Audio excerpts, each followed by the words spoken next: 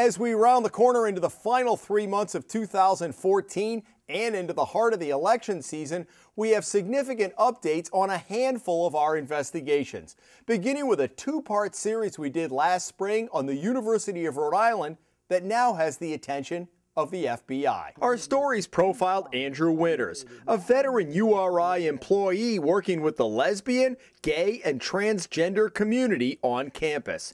Winters quickly fell out of favor with David Dooley when he became URI's 11th president in 2010. Within a year, Winters found himself out of a job after the head of human resources forced him into what Winters called a coerced agreement.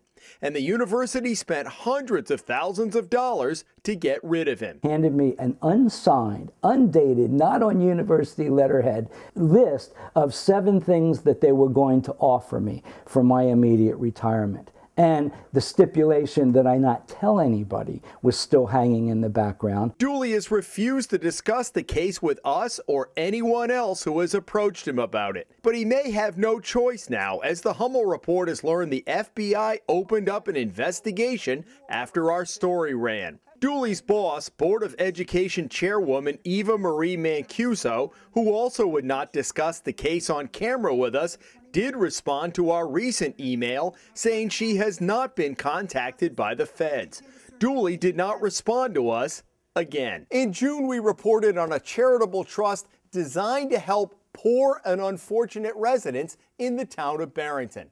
Well, our story freed up several $1,000s for a woman who seemed to fit that description, but had been denied funding despite the fact there were millions sitting in the bank. The Spencer Trust had operated largely out of public view until recently, when the Barrington Town Council came under fire for using large chunks of the multi-million-dollar fund on affordable housing projects, and when a woman who needed money for an emergency hookup to the Bristol County Water Authority was denied, even though her well had run dry. The town planner, the point person for the fund, told her at the time there were more pressing needs, even though hundreds of thousands of dollars were available. After our story ran, the town manager and planner met with Gary Morse, a vocal critic who had advocated for the woman.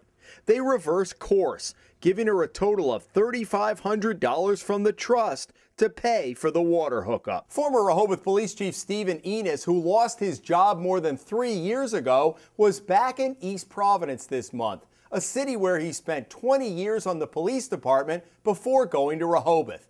Enos was asking the city council for a private detective's license. Enos was forced out of his job in 2011 after a series of our reports, beginning with an incident in late 2010.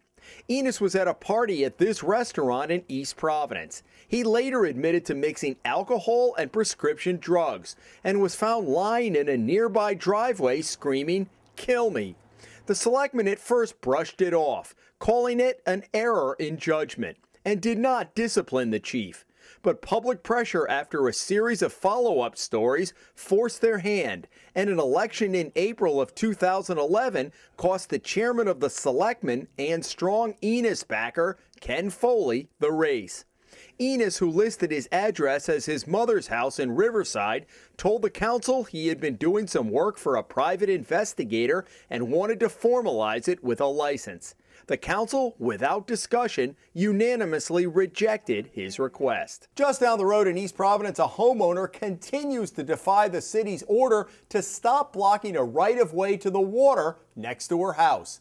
Well, that defiance has earned her a court date in October. Former Providence police officer Tabitha Glavin insists this strip of land adjacent to her property at 61 White Avenue leading to the water is hers.